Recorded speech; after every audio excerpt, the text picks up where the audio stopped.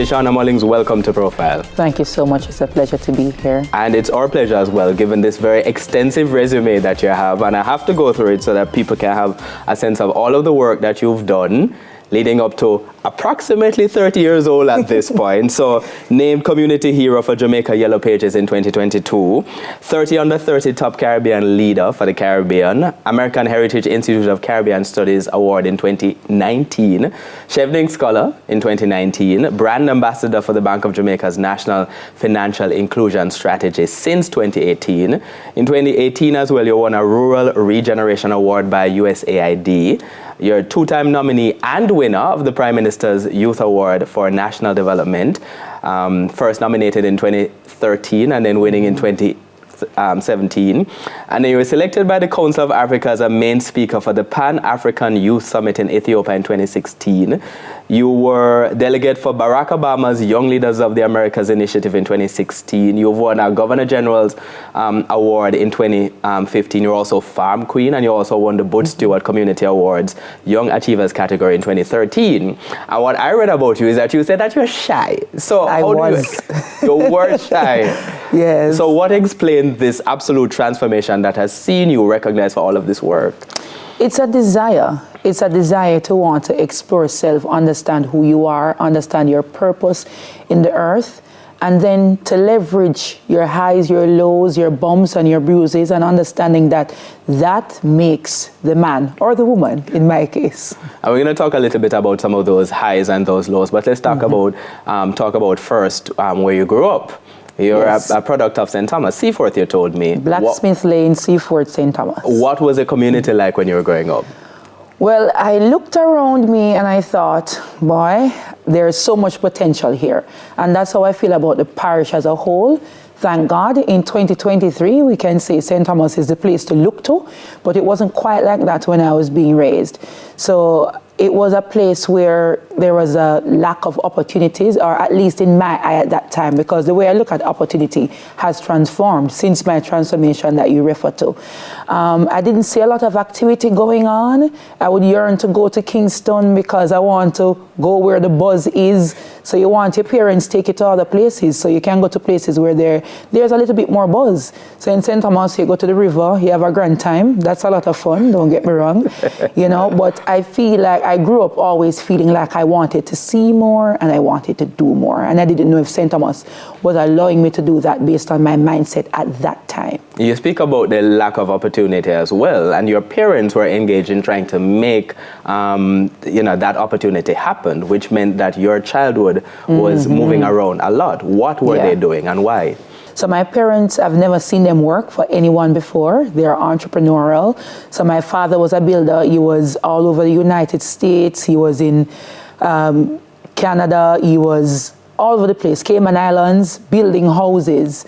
And my mother supported him on that mission, and then she had her own entrepreneurial journey. So that had them away from me. So sometimes I was with my grandmother, another time I was with a cousin, another time I was with a church sister, another time I stayed with this nice nurse lady because it's my mother's friend, and she was really nice. But growing up in all these different environments where people have different values, different ideals, I struggled to discover who I was, what was right, what was wrong, what were my core values, what should my core values be. So I ended up feeling a bit lost and not anchored growing up. What changed? What made you get to the place of getting anchored? And I want to introduce here the idea of church as well as important in your upbringing, because by the time you were 10, you were already baptized. I was always going to that church. Ever since birth, I was christened in the church, and that church was the same place on the lane that I live. So it was from like church, school, home. That was my little triangle. I went nowhere else and did nothing else. So I started feeling like, is my world just this triangle? Church, school, home. There must be more to life. When I watch TV, I'm seeing more to life. So where's the rest of my life?